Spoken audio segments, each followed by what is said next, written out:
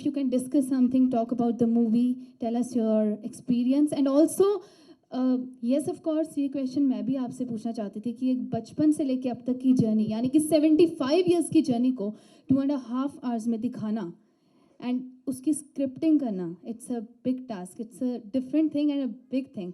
सो आप कुछ कहना चाहेंगे? कुछ कहूँ इससे पहले, आदरणीय अन्ना जी, मैं आपको सादर प्रणाम करता हूँ. मनिंदर जी, गोविंद जी, मेरी टेक्निकल टीम, साथियों. अगस्त 2011 में सारे देश ने अन्ना जी को रामलीला पर भारत माता की जय ये हुंकार भरते सुना है, देखा है, उसको महसूस किया है. और उस हुंकार के पीछे सारा देश अन्ना जी के साथ में खड़ा हो गया था. उस सारे देश के बीच में मैं भी एक वो लड़का था जो अन्ना जी से इंस्पायर हुआ था. पहला थॉट ये था कि इस उम्र में अन्ना जी सरकार से क्यों झगड़ रहे. जब रात को अन्ना जी ने कहा कि जब तक सरकार मुझे आंदोलन के लिए जगह नहीं देगी मैं जेल से बाहर नहीं निकलूँगा, मुझे ऐसे लगा ये आदमी दुनिया में जो भी सोचे वो कर सकते हैं. और भारत माता की जय बोलते से ही सारा देश जिस आदमी के पीछे खड़ा हो जाता था, एज ए आदमी, as a writer, as a character, मुझे ये सोचने पे मजबूर कर दिया कि ऐसी क्या ताकत है इस खासियत में, इस शख्सियत में क्या खासियत है जिसके एक आवाज़ में इतनी ईमानदारी है, इतनी सच्चाई है कि सारा देश अन्ना अन्ना करने लगा था. और वो रीज़न था कि मेरे अंदर के राइटर को ऐसा लगा कि अगर इनकी जर्नी मैं खोज पाऊँ तो एक फ़िल्म बन सकती है. और जब मैंने जर्नी खोजनी शुरू की, 1.25 साल 1.5 साल में भिंगार, रालेगन, तिहाड़ जेल, काफ़ी जगह गया, तो मुझे ऐसा लगा कि ये स्टोरी, अन्ना जी की स्टोरी जो है, ये इंडिपेंडेंस के बाद की, भारत की आज़ादी के बाद की भारत की स्टोरी है. भारत का जो रियल विकास है उसकी स्टोरी. अन्ना जी की जो सक्सेस है, अन्ना जी की जो शख्सियत है, वो हिंदुस्तानी मिट्टी की सक्सेस है. हम सब लोग सक्सेस के पीछे भागते हैं लेकिन उसके साथ में बाय प्रोडक्ट में दुख पाते हैं. अन्ना जी के हमेशा कहते हैं कि मुझे जब भी मैं सोता हूँ मुझे नींद की गोली लेने की ज़रूरत नहीं होती. तो वो सक्सेस, एक ऐसी शख्सियत जो हमारे देश के नौजवानों को एक हीरो की ज़रूरत है, जो फिर से हमें एक बार हमारे हिंदुस्तानियत की बात दे, वो शख्सियत अन्ना जी में है. मुझे पूरा विश्वास है कि ये फिल्म देखने के बाद हमारे देश का नौजवान फिर से एक बार एक नई सोच लेके खड़ा हो जाएगा. ये रीज़न था मैंने अन्ना जी पे फिल्म बनाने का सोचा.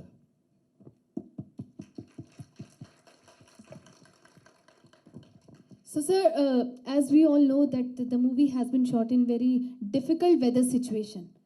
Would you like to share that experience? हमने तो सिर्फ एक्सपीरियंस किया है. मैं तो ये सोचता हूँ अन्ना जी ने ज़िंदगी कैसी जी होंगी. जब जब मैं शूटिंग करता था, हम तो 1-2 दिन शूटिंग करते थे, मैं सोचता था अन्ना जी ने इतने साल यहाँ कैसे गुजारे होंगे. एवरी मोमेंट हमने बहुत मतलब वो जर्नी जब शूट करते थे हम काफ़ी बाद में लेंथ में डिस्कस करेंगे. 5 साल हुए ये सपना देखा था, आज ये सपना पूरा होने को है. अभी आप लोगों ने ट्रेलर देखा, बहुत से लोगों की मेहनत होती है इस सिनेमा बनने के पीछे. आज मैं अपने टेक्नीशियंस का, अपने एक्टर्स का थैंक यू कहना चाहता हूँ. फिल्म सिर्फ कलाकारों से नहीं बनती, फिल्म बनाने को बहुत सा पैसा लगता है. एक स्ट्रॉन्ग प्रोड्यूसर की ज़रूरत होती है जो फिल्म को बैक करे, स्पेशली अन्ना जैसी फिल्म को बैक करे. क्योंकि जैसे सभी लोग बोलते हैं कि ऐसी फिल्में सालों में एक बार आती है, तो उस फिल्मों को बनाने का मेंटेलिटी भी प्रोड्यूसर में अलग होती है. तो मैं इस वक्त हमारे इस फिल्म के निर्माता मनिंदर जी जैन को मैं सादर यहाँ आह्वान करता हूँ कि प्लीज़ आइए और अपने 2 शब्द कहिए. Please give him a big round of applause and let's welcome the producer of the movie, Mr. सभी को प्रणाम करता हूँ. अन्ना जी का आशीर्वाद पुनः अपेक्षित है और शशांक और पूरी जो टीम उनका मैं स्वागत करता हूँ। आप क्या जानना चाहेंगी मुझसे? सर आप अपना एक्सपीरियंस बताएं, as a producer what are your expectations from the movie? मुझसे बहुत लोगों ने पूछा कि इस फिल्म को आपने क्यों बनाया। उसका जवाब मैंने पहले भी दिया था। कोई मंदिर बनाता है, कोई मस्जिद बनाता है, कोई हॉस्पिटल बनाता है। मैंने इस फिल्म को बनाने का सोचा कि शायद हमारे देश में इस फिल्म को देख करके और भी अन्ना, गांधी जी और सुभाष जी जैसे लोग पैदा हों, यूथ को इंस्पिरेशन मिले और बच्चों को संस्कार मिले। क्योंकि जब स्क्रिप्ट हम लोगों ने देखी तो एक 9 साल के बच्चा जब वो झूठ बोलता है और उसकी माँ उसको बताती है और किस तरह संस्कार देती है, वो सब चीज़ आप इस फिल्म में देखेंगे। और वही संस्कार एक छोटे से बच्चे के मन में आखिर तक रहते हैं और वो आगे चल कर के देश के लिए एक दिशा बन जाता है। ये मेरी इसके लिए सोच थी। सो आप सभी को मैं ये भी बताना चाहती हूँ कि इस मूवी में this film also star some of the renowned actors like Tanisha Mukherjee, Govind Namdev, Sharad Saxena, Kishore Kadam and Shashi Srivastava and many more. तो ज़रूर चाहती हूँ इनके लिए भी ज़ोरदार तालियां। कुछ यहाँ पर प्रेजेंट हैं, कुछ नहीं है। And yes, the movie is releasing on 14 अक्टूबर 2016। सो मैं अभी मेरा सौभाग्य है कि इस फिल्म में गोविंद सर जैसे एक एक्टर ने हमारे साथ काम किया है, बहुत ही अच्छा परफॉर्मेंस किया है। मैं गोविंद जी से रिक्वेस्ट करता हूँ कि प्लीज़ सर आप डायस पे आइए। Thank you. Please give him a big round of applause.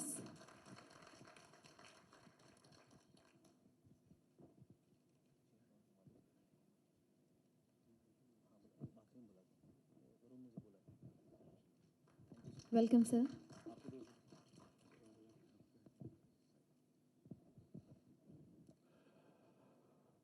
परम आदरणीय अन्ना जी को मेरा प्रणाम। बाकी और हमारे जो दूसरे मित्र यहाँ पर मौजूद हैं उनको मेरा हृदय से अभिनंदन। ये सचमुच मेरी खुशनसीबी है कि आज अन्ना जी हमारे सामने हैं, मैं अन्ना जी के साथ हूँ। ये मेरी खुशनसीबी है, बल्कि हम सबकी खुशनसीबी है कि अन्ना जी के ऊपर फिल्म बनी। ये मेरी खुशनसीबी है कि इस फिल्म में मैंने भी एक अहम किरदार निभाया है, निभाने का मुझे मौका मिला है। खुशनसीबी इसलिए कि अन्ना जी हमारे आदर्श हैं, आज के टाइम के हमारे आदर्श हैं, आज के टाइम की जनरेशन के आदर्श हैं, हमारी ताकत हैं। इसी वजह से पूरा हिंदुस्तान उनके साथ खड़ा हो गया था, आज भी खड़ा है।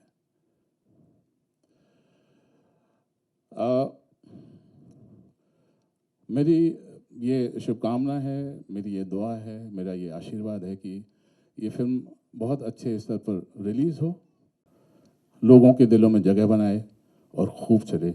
All the best. Thank you so much sir. Thank you sir. Please have a seat. मैं अतुल जी को भी सादर आमंत्रित करता हूँ, प्लीज़ आइए। आइए जोरदार तालियां इनके लिए। दोस्तों,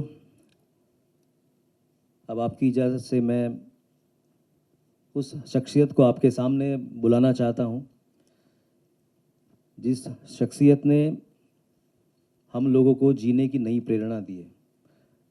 2011 के बाद में फिर से तिरंगा झंडा के लेके हमारा एक उत्साह, एक उम्मीद बहुत ज़ोरों से बढ़ी है। भारत माता की जय बोलते वक्त हमारे में वो जोश आता है। मेरा बहुत बड़ा सौभाग्य है, 5 साल पहले जब अन्ना जी को रामलीला पे देखता था मैं, तो सोचता था किसी दिन अन्ना जी को करीब से देखने का मौका मिलेगा तो मुझे बहुत बड़ी खुशनसीबी होगी। पता नहीं था भगवान ने मुझे इतना बड़ा भाग्य दिया है कि उन पे लिखी फिल्म को मैं लिख पाऊँ, डायरेक्ट कर पाऊँ और अन्ना जी का किरदार मैं निभा पाऊँ। शायद मेरे माता पिता ने कुछ पुण्य किए होंगे जो आज मुझे ये दिन देखने के लिए नसीब हुआ है। मैं 100 बार अन्ना जी का धन्यवाद देता हूँ कि मेरे जैसे एक्टर को उन्होंने मौका दिया कि उनके जीवन चरित्र को मैं पर्दे पे उभार पाऊँ। आप सबों की तालियों के बीच में मैं अन्ना जी को सादर आमंत्रित करता हूँ। जोरदार तालियां अन्ना जी। So let's welcome on stage a very very special person of this afternoon. जोरदार तालियों से इनका स्वागत किया जाए. And I would like all of you to please give him a standing ovation if you can. And let's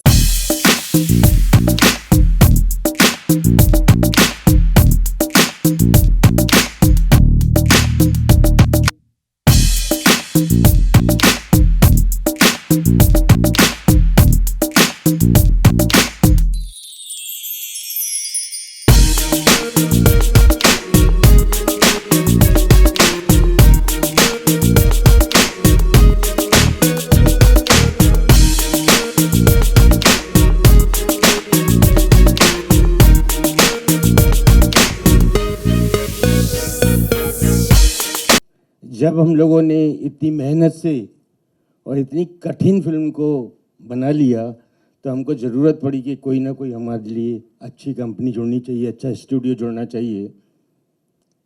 उसी कड़ी में मुझको सोनी का नाम बताया गया। मैंने सोनी से मुलाकात की, सोनी के लोगों से।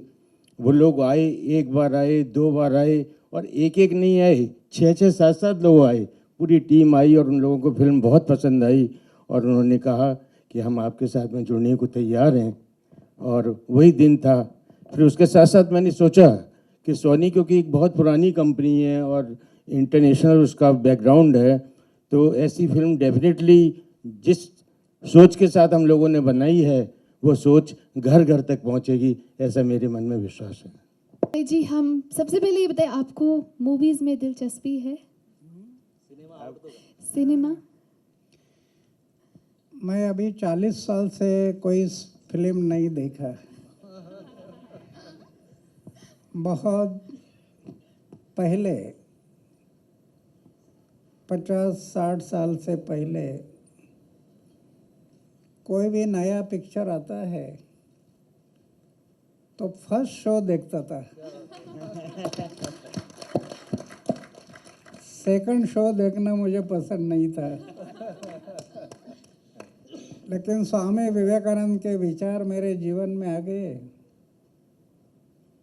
और फौज में गया। फौज के बाद मैं जब वापस आया, अभी 40 साल से मुझे फिल्म देखने का दिल नहीं होता। उसका प्रभाव मेरे जीवन में अलग से हो गया है। विवेकानंद के विचार, समाज की सेवा, देश की सेवा। मेरी उम्र थी 25 साल की, तब मैं मेरे जीवन में सोच रहा था ये क्या चक्कर है दुनिया का। ये सब लोग दौड़ रहे। जन्म में आता कुछ लेकर आता नहीं, जाता कुछ लेकर जाता नहीं। उम्र भर मेरा मेरा मेरा मेरा मेरा मेरा, हाथ में कुछ नहीं। तो मैंने एक दिन सोचा था कि आत्महत्या करना। एक विवेकानंद की किताब मेरे हाथ में आई, जीवन समझ में आ गया कि जीवन सेवा के लिए है। 25 साल की उम्र में, यंग था मैं, तब मैंने तय किया कि जब तक अब जीऊँगा मेरे गांव की, मेरे समाज की और मेरे देश की सेवा करूँगा।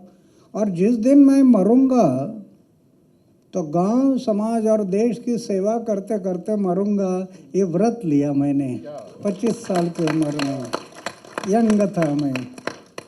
आज मेरी उम्र हो गई 79 ईयर, लेकिन आज भी मेरी ऐसी धारणा है कि हार्ट अटैक आकर लोग मरते हैं। जो आपने फिल्म में देखा है, उदापुर के जन बताया था कि हार्ट अटैक आकर लोग मरते हैं। ऐसे हार्ट अटैक आकर मृत्यु आना, इसके बजाय गांव, समाज और देश के भलाई के लिए मृत्यु आ गया तो ये मेरा सौभाग्य है। ऐसे मैं मानता हूँ। आज भी मेरी धारणा है। मेरा कहने का मतलब यही है कि मेरे जैसे एक फ़कीर आदमी, मैं 45 साल हो गया मेरे घर में कभी गया नहीं। मेरे भाई के बच्चों का नाम क्या है मुझे पता नहीं। करोड़ रुपए की योजना अपनाए, बैंक बैलेंस नहीं। राष्ट्रपति मुझे पद्मश्री, पद्म भूषण, अमेरिका, दक्षिण कोरिया, कनाडा, कहाँ कहाँ अवार्ड मिल गए। लेकिन करोड़ रुपए से ज़्यादा कैश अवार्ड मिल गए, उसका मैं ट्रस्ट बना दिया। 12-13 लाख रुपए इंटरेस्ट आता है हर साल। दुखी पीड़ित लोग हैं, उनके सेवा में लगा देता है, कुछ रखता नहीं। आज सोने का एक बिस्तर है, खाने का प्लेट है, मंदिर में रहता हूँ, सिर्फ सोने का बिस्तर और खाने का प्लेट, लेकिन मैं अनुभव करता हूँ मेरे जीवन में, अरे लाखपति करोड़पति को जो आनंद नहीं मिलता होगा वो मैं अनुभव करता, कितना आनंद है। मेरा कहने का मतलब है कि मेरे जैसा एक फकीर आदमी मंदिर में रहता हूँ, ऐसे फकीर आदमी के जीवन पर मनेंद्र जी को क्या दिल में आ गया कि मैं, ये इतना आसान नहीं है फिल्म निकालना, कई करोड़ रुपए खर्चा करना पड़ता है। और मेरे जैसे एक फकीर आदमी पर इन्होंने जो फिल्म बनाया है, ये कोई ना कोई डेयरिंग करना पड़ता है कि मेरा पैसा ये सेवा के लिए, देश की सेवा के लिए। तो मेरे सामने प्रश्न है कि मनेंद्र जी जैन, इन्होंने जो ये फिल्म के लिए प्रोड्यूसर के नाते जो खर्चा किया, और शशांक जी एक युवक है, वो जब युवक थे तब मेरा आंदोलन चल रहा था, और शशांक जी और उनके सभी ये सहयोगी है, इन्होंने ये फिल्म में जो काम किया, मुझे विश्वास हो रहा है। मैं पहले 1 मिनट का फिल्म देखा था, अभी 2.5 मिनट का हो गया। अभी आगे के लिए अक्टूबर में पूरा फिल्म देखूंगा, लेकिन अभी से मुझे अनुभव हो रहा है कि ये फिल्म बड़ी अच्छी हो गई है। और इन सब कलाकारों ने इसमें जो काम किया है, ये लगन से अपना दिल जान लगा कर जो काम किया है, मुझे विश्वास होता है कि देश के युवकों को एक नई प्रेरणा मिलेगी ये फिल्म देखने से। कई लोग अपना भी गांव ऐसा बनाना बोल के स्फूर्ति मिलेगी, उससे ये देश, नया देश खड़ा हो जाएगा, ऐसे मुझे विश्वास होता है। तो मैं मनेंद्र जी और सब कलाकार, उनके भावी कार्य के लिए, उनके उम्र के लिए मैं शुभकामना व्यक्त करता हूँ। धन्यवाद, जय हिंद। और फिर एक नारा फिर आपको याद दिला देता हूँ, भारत माता की जय। शशांक जी, आपसे मैं ये पूछना चाहती हूँ कि इस फिल्म में मतलब कई ऐसे मैसेजेस होंगे, अन्ना जी एक इंस्पिरेशन है हमारे यूथ के लिए, काफ़ी लोगों के लिए, तो आपको क्या लगता है कि कोई एक ऐसा मैसेज जो आप चाहते हैं कि इस फिल्म के ज़रिए हमारी जनरेशन तक पहुँचे, ऐसा कोई एक मैसेज? अन्ना जी का हर पल जो है ना, मैं ये कहना चाहता हूँ कि अगर आप अन्ना जी के साथ 5 मिनट अगर वक्त गुजार ले, आपकी ज़िंदगी की दिशा और दशा दोनों बदल जाएगी।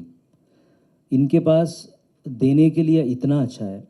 अगर एक बात मुझे पूछी जाए कि अन्ना जी के लाइफ से क्या निकल सकती है, तो मुझे ऐसे लगती है, हम सब जीवन में कुछ हासिल करने के लिए दौड़ रहे हैं। जो अभी अन्ना जी ने कहा कि सब कुछ जीवन में मेरा मेरा मेरा मेरा, तो ये जो हासिल करने की जो दौड़ है, वो दौड़ गलत नहीं है, क्योंकि हम ऐसे सिस्टम में रह रहे हैं कि जहाँ सफलता, पैसा सब कुछ ज़रूरी है, लेकिन उसका रास्ता जो हम लोगों ने अपनाया है, उसका सब्स्टिट्यूट हो सकता है। एक ऐसा सब्स्टिट्यूट हो सकता है कि जिसमें जो बाय प्रोडक्ट है, दुख है, तकलीफ़ें हैं, ईर्ष्या है, इन चीज़ों से आप बच सकते हो। हम सब लोग शांति की खोज में रहते हैं, शांति हमारे पास रहती है, और हम शांति दुनिया में मंदिरों में, मस्जिदों में, गिरजाघर में और कहीं ढूंढते रहते हैं। लेकिन जब तक हमारा मन मस्तिष्क शांत नहीं होगा, शांति हमें कहीं नहीं मिलेगी। अन्ना जी का जीवन हमें वो सुख, वो शांति, वो आनंद की अनुभूति देगा। स्पेशली यंग जनरेशन्स को एक प्रेरणा देगा कि हम जिए तो कैसे जिए। सपने छोटे नहीं देखे, अन्ना जी ने बहुत बड़े बड़े सपने देखे और उनको अचीव किया है, और उन सपनों को अचीव करने का जो रास्ता अपनाया है, वो रास्ता यूनिक है, वो रास्ता हमारा है, वो रास्ता हमारे पूर्वजों ने, गांधी जी ने सिखाया था, विवेकानंद जी ने सिखाया था, जिसको हम अभी पाश्चात्य संस्कृति के पीछे भूलते चले हैं, जिसको उधर के लोग अपनाते चले हैं। वो रास्ता अन्ना जी का फिर से हमने रिवाइव करने की कोशिश की है। लाखों लोगों के बीच में अन्ना जी गए, आंदोलन चलाए, बहुत लोगों से मिले। आपको वही सीन्स रियल लाइफ में ऐसे शूट करने में आपको डिफिकल्टी फेस हुई? जब फिल्म लिख रहा था मैं, सो वहीं से मेरे रोंगटे खड़े होते थे कि जब मैं सीन लिखता था कि अन्ना जी कुछ बातें कर रहे हैं रामलीला पे, तो मैं सोचता था कि ये मैं कैसे इनैक्ट कर पाऊँगा। मेरे बहुत से दोस्त थे, उन्होंने मुझसे कहा कि तुम जो कैरेक्टर करने की सोच रहे हो उससे पहले 1000 बार सोच लो, क्योंकि जितने बड़े कैरेक्टर्स अभी तक पोर्ट्रे किए गए हैं उनको जनरली लोगों ने बहुत ज़्यादा देखा नहीं है। गांधी जी को हमने पर्सनली, हमारी पीढ़ी ने देखा नहीं था, और भी जो बायोपिक्स बने उनको बहुत ज़्यादा देखा नहीं है, लेकिन अन्ना जी की हर व्यक्तित्व से हम लोग अच्छे से वाकिफ़ है कि अन्ना जी चलते कैसे, अन्ना जी कैसे बोलते हैं, अन्ना जी का मतलब हर चीज़। और एज ए एक्टर 3 चीज़ें मुझे बड़ी डिफ़िकल्ट लगती थी।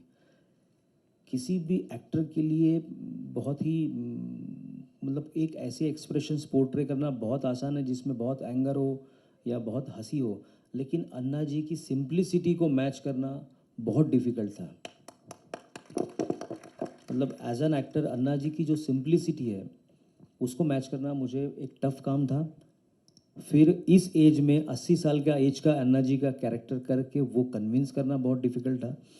तो एक तो मेंटल प्रिपरेशन उस कैरेक्टर के लिए बहुत ज़रूरी थी कि मैं मेंटली उस सोच तक पहुंच पाऊँ। दूसरा फिज़िकल रिक्वायरमेंट्स थी।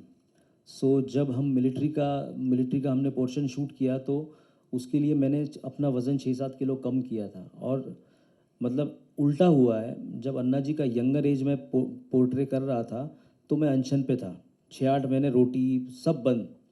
और जब अन्ना का अनशन वाला रोल मैं कर रहा था तो मैं इतना खा रहा था, मेरी ज़िंदगी में मैंने कभी खाया नहीं, बिकॉज मैंने वो अपना वेट 70-72 केजी तक ले जाके रख दिया था।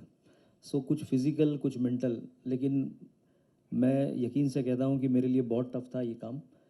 अभी आप लोग जज कर सकते हैं कि मैं अपने आपकी उम्मीदों पे कितना खरा उतरता हूँ। Thank you. Thank you so much sir. Sir आप कुछ कहना चाहते हैं? आप अपना एक्सपीरियंस। पहले तो अन्ना जी को शत शत प्रणाम। मुझे जब बुलाया गया इस फिल्म के लिए तो शशांक जी ने कहा कैरेक्टर एज सच बहुत बड़ा नहीं है, एक कैरेक्टर है जो एक ईमानदार अफसर है। अगर वो इस अन्ना जी के जीवन में नहीं होता तो आज अन्ना जी जहाँ तक पहुँचे हैं वो पहली सीढ़ी थी, वो नहीं पहुँच पाते। तब जब इन्होंने एक कैरेक्टर सुनाया तो मैंने कहा आगे कुछ जानने की ज़रूरत नहीं है। मेरे लिए बहुत बड़ी बात है कि इस तरह का रियल कैरेक्टर जो कभी घटा है उनके जीवन में, जो उनसे जुड़ा रहा है, और उस कैरेक्टर ने अन्ना जी की मदद करी, तो एक ईमानदार कैरेक्टर है, तो मैंने तुरंत हाँ कर दी। और अब सब आप लोग देखेंगे कैसा हुआ है। और मुझे बहुत आनंद आया, बहुत ईमानदारी से ये फिल्म बनाई गई है। सभी ने, सारे टेक्नीशियन, सारे एक्टर्स ने अपना बेस्ट दिया है। और कड़ी धूप में, गर्मी में, बरसात में, हर तरह से सबने झेल के इस फिल्म को अंजाम दिया है। मेरी शुभकामनाएं इस फिल्म के साथ हैं। जैसे सारी फिल्में सब लोग देखने जाते हैं, जिस इरादे से ये फिल्म बनाई गई है कि यंग सारे यूथ सारा देखे, तो प्लीज़ देखिए, तभी तो कुछ कहेगा, तभी तो कुछ बोलेगा। तो पहली सीढ़ी है देखना, तो आप प्लीज़ देखें और इसको एक अच्छा अंजाम मिले। Thank you very much. Maninder ji आप कुछ कहना चाहेंगे? मैं पुनः सभी लोगों से बोलना चाहूँगा, लेकिन उससे पहले मैं कहना चाहूँगा मेरे साथ जो को प्रोड्यूस किए इस फिल्म को, पता नहीं उसको दिखाई नहीं पड़ पा रहा है, शोभित जी, शेखर जी, मेरा बेटा और अनिरुद्ध, इन चारों लोगों ने मेरे साथ तन मन धन से इस फिल्म में मेरा साथ दिया है। मैं उन सबका आभारी हूँ।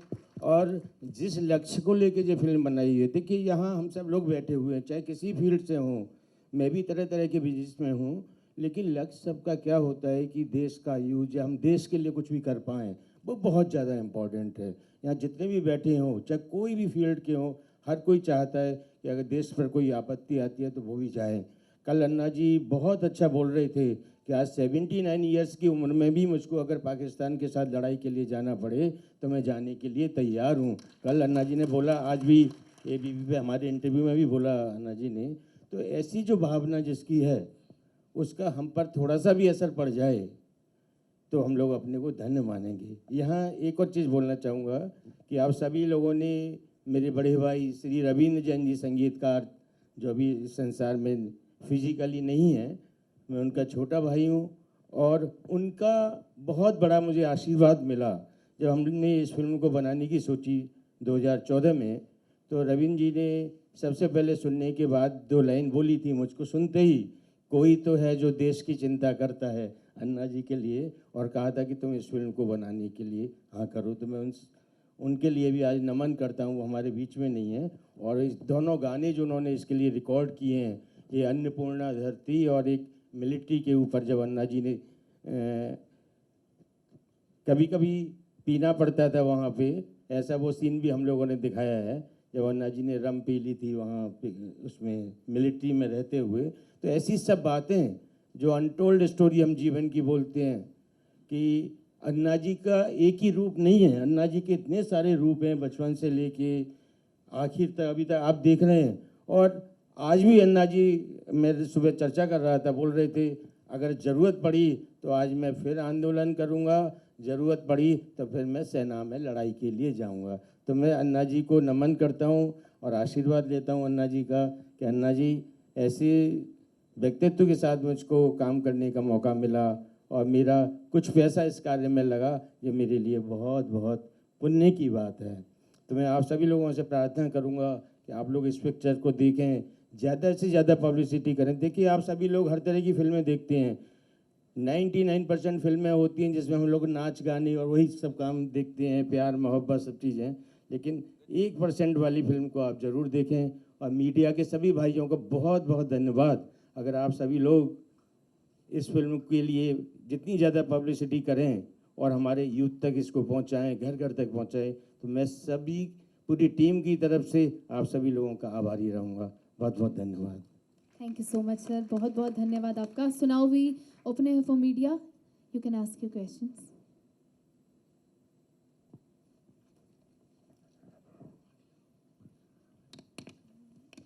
Definitely as a director it's a full time job. जब आप एज अ डायरेक्टर काम करते हो तो एज अ एक्टर कंसंट्रेशन थोड़ा आपका लैप्स होने के चांसेस होते हैं। मैंने 10 बार सोचा था कि ये काम कैसे करना चाहिए, लेकिन जब मैं ये फिल्म लिख रहा था, अन्ना जी की स्टोरी समझ रहा था, अन्ना जी ने एक अकेले दम पे इतना बड़ा इतिहास जब बना दिया, तो मैंने सोचा जिस आदमी पे फिल्म कर रहा हूँ, अगर वो फिल्म ईमानदारी से पहुँचानी है तो मुझे उस फिल्म को, अगर मुझे लगता है कि मैं एज एन एक्टर जस्टिफाई कर सकता हूँ, तो मुझे ये काम ज़रूर करना चाहिए। और बिकॉज वो कैरेक्टर इतना कॉम्प्लेक्स था कि बहुत एक एक्टर को डेडिकेटेडली उतना टाइम देने का ज़रूरत थी उस कैरेक्टर के लिए।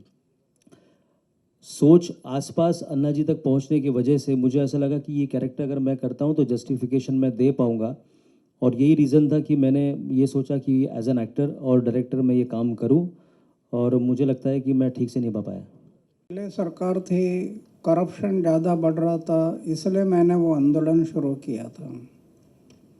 मुझे लग रहा था क्योंकि वो आंदोलन से मेरे लिए, सिर्फ मेरे अकेले के लिए कोई दुष्परिणाम नहीं थे, सामान्य लोगों को जीना मुश्किल हो रहा था, महंगाई बढ़ रही थी, पारिवारिक लोगों को जीना भी मुश्किल हो रहा था। और मैंने तो अपने जीवन में यह तय किया था कि जब तक जीऊँगा गांव, समाज और देश की सेवा करूंगा, और जिस दिन मरूंगा तो सेवा करते करते मरूंगा। तो लोगों का दुख मुझे सहन नहीं होता था। ये सिर्फ दिल्ली का आंदोलन नहीं, मैं मेरे जीवन में 16 बार अनशन किया, 16 बार। हमेशा ये राइट टू इन्फॉर्मेशन, सूचना का अधिकार, 8 साल लड़ा मैं, 8 साल सिर्फ जनता के हित के लिए, जनता के भलाई के लिए। अकेले सरकार को वो कानून बनाना पड़ा। तो ये जो बातें हैं सरकार ने दिल में लाया तो ये हो सकता है। अभी लोकपाल का कानून बना, लोक आयुक्त का कानून बना, उसका अमल करना ज़रूरी है। अभी सरकार नहीं कर रही है, फिर भी मैं अभी, मेरा उम्र हो गया 79 ईयर, आज फिर मैं सोच रहा हूँ कि फिर से एक बार रामलीला मैदान, फिर से एक बार। अन्ना अन्ना अरविंद केजरीवाल मुख्यमंत्री बने, लेकिन अभी जो हालात हैं दिल्ली में, जो उनके सारे मंत्री अलग अलग तरीके से घेराव में हैं, इस परिस्थिति को देख करके क्या कहना चाहते हैं? जहन में क्या आता है आपके? जो केजरीवाल के 3 मंत्री जो भी समस्या आ गई उसके, ये दुर्भाग्य है मेरा। अरविंद मेरे साथ कई सालों से रहा, उसका त्याग मैं देख रहा था, सामाजिक राष्ट्रीय दृष्टिकोण में देख रहा था। मुझे लग रहा था कि देश के लिए एक अच्छा काम करने वाला आदमी है।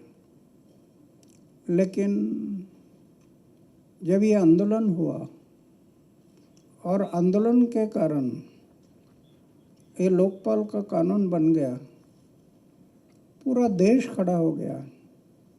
न जाने उनके दिल में क्या आ गया, मैं नहीं जानता, क्योंकि भगवान ने एक बात अच्छी बनाई है, आपके दिल में क्या है मुझे समझ में नहीं आता, और मेरे दिल में क्या है आपको समझ में नहीं आता। तो उनके दिल में क्या था मैं समझ नहीं पाया। लेकिन अभी मैं अनुभव कर रहा हूँ कि एक सत्ता सर में जाने के बाद ये हुआ क्या सत्ता। और मैं उनको पूछ रहा था कि तू पार्टी निकाल रहा ना, निकाल, मेरा आपका रिश्ता नहीं, आपका रास्ता अलग है, मेरा रास्ता अलग है। मैं तो गांधी जी के मार्ग से जाऊंगा आंदोलन, आपको पार्टी निकालना तो निकालो। तब मैंने उसको एक प्रश्न किया था कि आप पार्टी बना रहे हैं, पार्टी में आने वाले लोग चारित्रशील है नहीं है, उसका आचार शुद्ध है, विचार शुद्ध है, जीवन निष्कलंक है, जीवन में त्याग है और अपमान सहन करने की शक्ति है, ये पार्टी में आने वाले जो लोग हैं उनकी खोज करने का आपके पास क्या तरीका है, वो जवाब नहीं दे पाया था मुझे। और आज मैं अनुभव कर रहा हूँ कि 6 मंत्री में 3 मंत्री निकालने की नौबत आ गई, क्योंकि खोज करने का तरीका नहीं था। इसके कारण ऐसे मंत्री भी बीच में आ गए थे, तो ये उसको दुष्परिणाम हो गया है। लेकिन अभी वो आगे चल रहा है, आगे चल रहा है। वो 3 मंत्री चले गए और एमएलए कितने गए, एमएलए भी उनके ऊपर एक्शन हुआ, जेल में गए। तो ये मेरा दुर्भाग्य है कि मैं बड़े सपना देख रहा था, ये मेरा सपना टूट गया। मुझे बड़ा दुख होता है इस बात का कि एक अच्छा आदमी, अगर हमारी टीम अगर होती ना, अरविंद और हमारी टीम 2011 से पहले से जो चली आ रही थी, वो टीम अगर ना टूटती और ये टीम बने रहते तो आज देश का नक्शा बदल जाना था, ऐसा मुझे विश्वास है। देश का नक्शा बदल जाना था, सिर्फ टीम नहीं टूटनी चाहिए थी, लेकिन टूट गए हुए। तो फिर भी हम लोग कोशिश करेंगे देश के लिए। अन्ना, आपने सेना के साथ भी, भारतीय सेना के साथ भी काम किया है, युद्ध में आप लड़े भी हैं। तो अभी जो हालात हैं देश में और पाकिस्तान बार बार वही कर रहा है, तो क्या आपको लगता है कि एक बार फिर से युद्ध के हालात नजर आते हैं आपको देश में? नहीं, क्या है कि पाकिस्तान और भारत ये पड़ोसी देश है। दोनों देशों ने पड़ोसी धर्म को निभाना जरूरी है। पड़ोसी धर्म क्या कहता है? एक दूसरे के सुख दुख में सहभागी होना, ये हमारा पड़ोसी धर्म कहता है। 65 की लड़ाई हुई थी, उस टाइम पर भी पाकिस्तान ने अपना होकर मोल ले लिया। मैं 65 की लड़ाई में था, खेमकरन के सीमा पर मैंने देखा था वहाँ पर भी, और हमारे जो बम थे वो लाहौर में जाकर गिरते थे, इसलिए पाकिस्तान उधर ही रुक गया और शीश फायर के लिए आग्रह किया। अभी उनको पता है कि भारत की शक्ति क्या है, अभी उन्होंने ऐसा नहीं करना चाहिए था। कि बार बार ये जो हमारे क्या अतिरेकों को भेजना और हम पीछे से खड़ा होना और तकलीफ देना, ये ठीक नहीं है। दोनों देशों के लिए लड़ाई ठीक नहीं है, लेकिन फिर भी मेरी ऐसी धारणा है, अगर पाकिस्तान नहीं मानता, सलोखा नहीं जानता और समय आ गया लड़ाई करना, तो मैंने अभी भी बोला था कि 79 ईयर के मेरा एज है, फिर से एक बार बॉर्डर पर जाऊंगा, लड़ूंगा मैं। स्मॉल अर्जेंट अनाउंसमेंट, मेरी मीडिया से रिक्वेस्ट है, please stick to the question related to the movie, please, it's a request, thank वो यू। आपने कई सवाल पहले ही पूछ लिए हैं, तो वो सवाल ऑलरेडी हो चुके हैं, इसलिए हम लोग कुछ अलग सवाल भी पूछ रहे हैं। अन्ना साहब, आपको एक होटल में रुकने को कहा गया था, लेकिन आपने मंदिर में रहना स्वीकारा, इसके पीछे की क्या वजह है इस प्रेस कॉन्फ्रेंस से पहले? तुम्हाला हॉटेलमध्ये थांबायला सांगितलं होतं, पण तुम्हाला हॉटेलमध्ये थांबायला सांगितलं होतं, पण तुम्ही मंदिरात थांबलात, का कारण? हॉटेलच्या ऐवजी मंदिरात थांबला तुम्ही. हॉटेलमध्ये कुठे? नाही, मंदिरात थांबले ना आपण, हरे राम हरे कृष्ण. हाँ, तर का म्हणजे हॉटेलच्या ऐवजी? नहीं, वो क्या है, मैं तो होटल में जाता नहीं, अभी इतना घूमता हूँ, लेकिन होटल में खाना भी नहीं खाता, क्योंकि ये सब इधर का चम्मच उधर, उधर का चम्मच इधर जाता है, इसलिए मुझे ठीक नहीं लगता। अभी मनेंद्र जी ने एक पवित्र जगह बोल के उधर मेरी व्यवस्था की थी, मेरा और आश्रम, ये अभी तक मैं बहुत दिन पहले एक बार आया था, फिर से अभी मैं आया नहीं था, लेकिन मनेंद्र जी ने इधर रुकना है बोल के मेरे उधर रहने के लिए सुविधा की थी, इसलिए मैं वो वहाँ पर रुक गया था। एक अच्छा पवित्र जगह है।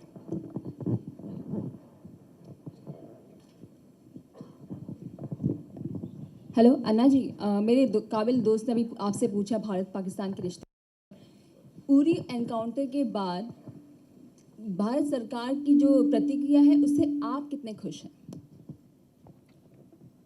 पुरीवर जो हमला झाला आता, पुरीला पाकिस्तानी आतंकवाद्यांनी जो हमला केला, त्याच्यावर भारत सरकारने जी प्रतिक्रिया दिली आहे, त्याच्यावर तुम्हाला काय म्हणायचं आहे? काय प्रतिक्रिया दे? तुम्हाला नहीं, अभी उरी में मैं रहा है, कश्मीर में मैं 2 साल कश्मीर में रहा है, श्रीनगर से आगे मेरा यूनिट था, और ये उड़ी, पुंछ, बारामुल्ला, यहाँ पर मैं हमेशा उस एरिया में जाता था। अभी जो उरी में हमला किया, ये भयाड़ हमला है, निष्पाप लोगों को आप गोली चलाते हैं, क्या उनका कसूर है? हाँ, हम लड़ते लड़ते एक दूसरे पर गोली चल गई तो बात अलग है, लेकिन सोए हुए लोगों पर गोली चलाते हैं, तो ऐसे स्थिति में सरकार ने जो अपना स्टेटमेंट दिया, मैं उसका समर्थन करूंगा। और सर, यहाँ पे भारत में एक पॉलिटिकल मुंबई महाराष्ट्र में पॉलिटिकल पार्टी है, उसने कहा कि पाकिस्तान के जितने भी आर्टिस्ट हैं उन्हें भारत छोड़ देना चाहिए, वो यहाँ पे काम नहीं करना चाहिए, तो उस पर आप क्या विचार रखते हैं? जी म्हणते की पाकिस्तानी कलाकारांनी भारतात काम करू नये. नहीं, ऐसा है, कलाकार का रिश्ता अलग होता है, कलाकार ये कलाकार होते हैं, एक आदमी किसी देश का है, कहाँ का है, लेकिन उसका कला का दूसरे लोगों को भी प्रेरणा मिलते रहते हैं। लड़ाई और कला, इसमें थोड़ा फर्क करना चाहिए, जो कला है वो कलाएं रहनी चाहिए। हाँ, मैंने जो कहा कि अगर नहीं बाज जाता तो मैं भी लड़ने के लिए तैयार रहूँगा कि 79 साल के इसमें, लेकिन कला जो है ना, कला के बारे में हम नफरत नहीं करना चाहिए। हेलो अन्ना जी, आपने कहा कला को लेकर नफरत नहीं करनी चाहिए, लेकिन अगर भारत में आकर पाकिस्तानी कलाकार पैसा कमा रहे हैं तो कम से कम पाकिस्तान को भी लिबरल होना चाहिए, उनके लोगों को भी लिबरल होना चाहिए, उनकी गवर्नमेंट को भी सोचना चाहिए कि हिंदुस्तान उनके लोगों को रेवेन्यू जनरेट करा रहा है। तो आपसी रिश्ते तभी मजबूत होते हैं जब दोनों तरफ से अच्छाइयाँ होती हैं, वो अच्छाइयाँ नहीं कर रहे हैं तो हम क्यों करें? नहीं, अगर कला है, कलाकार है या कला है, वो हमारे देश में आकर गलत रास्ते से जा रहा है तो फिर हमें सहन नहीं होगा। उसकी कला का दुरुपयोग होता होगा, समाज के लिए नुकसान होता होगा, राज्य के लिए नुकसान होता होगा, देश के लिए नुकसान होता होगा, तो हमें मंजूर नहीं, फिर वो मंजूर नहीं है। अन्ना जी, इलेक्शन के पहले कैंपेन चला था अच्छे दिन आने वाले हैं, तो आपको लगता है वाकई बीजेपी अच्छे दिन ले आएगी? बीजेपी म्हणत होती इलेक्शनच्या अगोदर अच्छे दिन आएंगे. मेरे से ज़्यादा आपको ज़्यादा पता है अच्छे दिन कितने आ गए और कितने नहीं आए।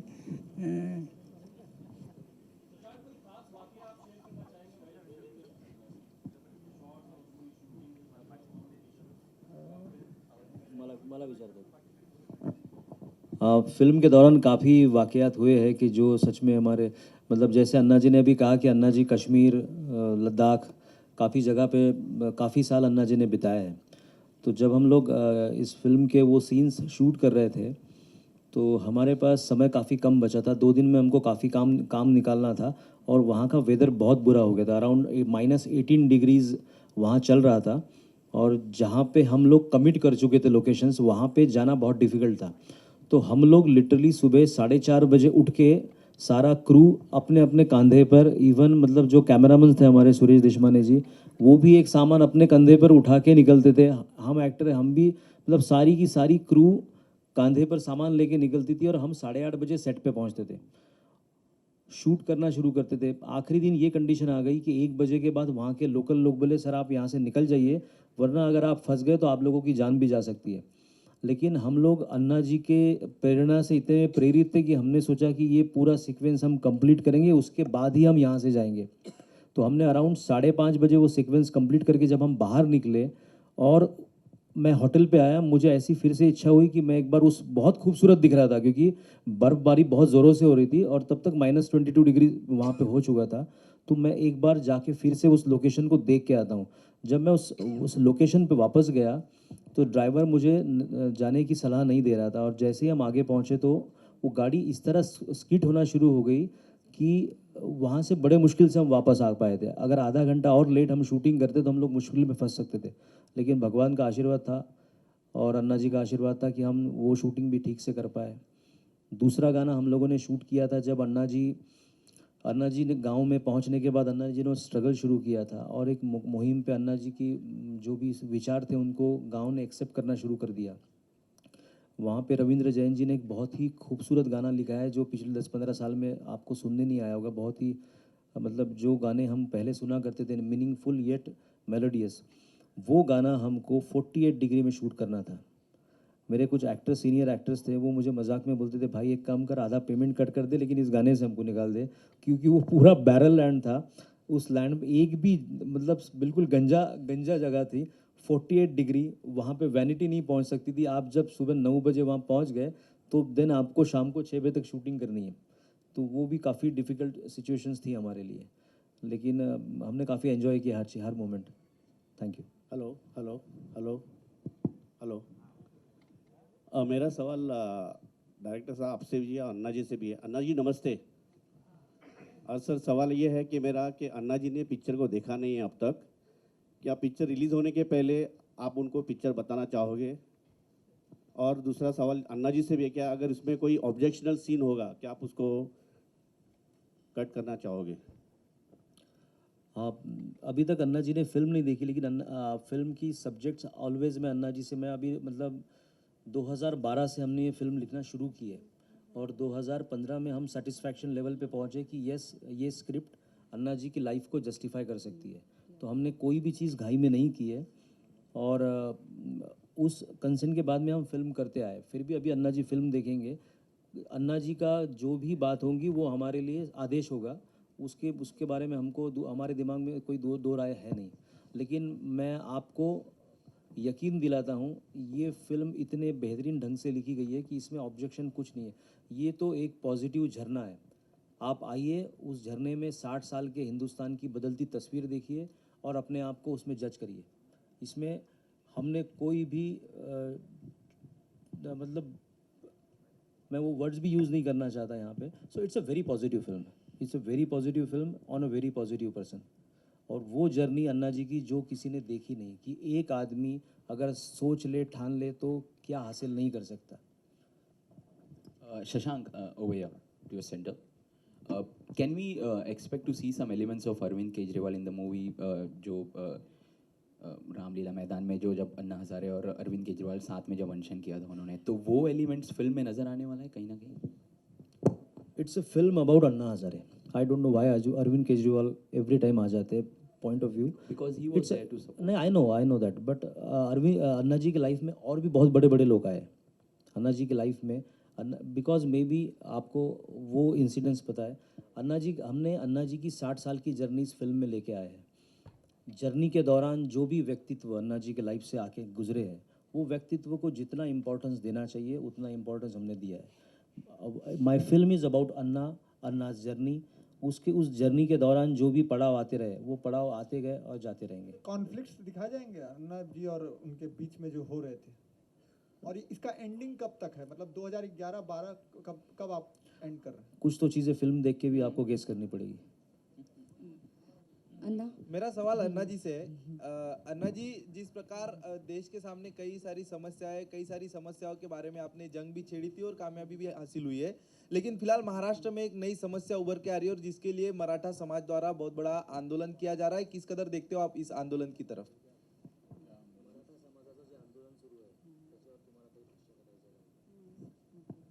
अन्ना जी कोई कमेंट्स नहीं करना चाहते.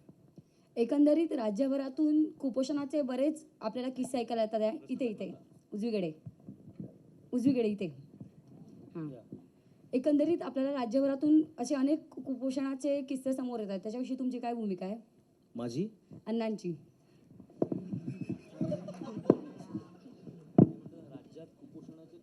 हॅलो.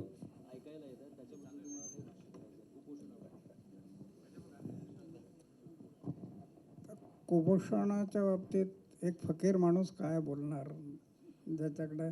पण एक आहे, मानवतेच्या दृष्टीने स्वातंत्र्याच्या 79 वर्षानंतर 69 वर्षानंतर या देशात कुपोषणाची समस्या वाढणं ही दुर्दैवी बाब म्हणावं लागेल.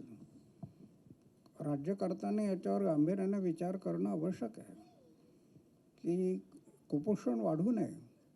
खास करून ही जी बालकं आहेत, ही आमची राष्ट्रीय संपत्ती आहे, तिचं जतन करायला पाहिजे. म्हणून याचा विचार राज्यकर्त्याने करणं आवश्यक मला वाटतं.